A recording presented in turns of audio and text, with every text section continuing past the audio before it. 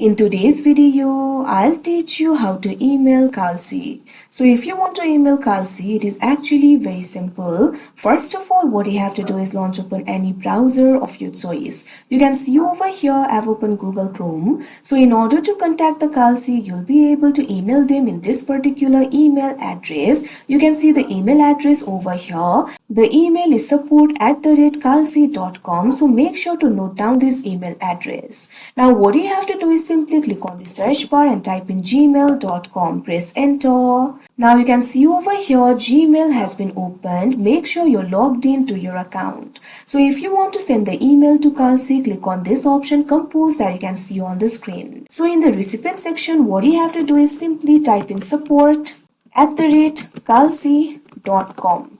Press enter. Now what you have to do is type in the subject over here. You can enter the subject according to your choice. Now once you do that, compose the body. Simply enter your problem or queries over here. You can be as specific about your problem as possible. Now you can also attach the files for proof if you want. For that, click on the attach files icon. After you do that, you'll be able to attach the files. Along with that, you'll also be able to attach the photos. Now after you're done, click on this option send that you can see on the screen.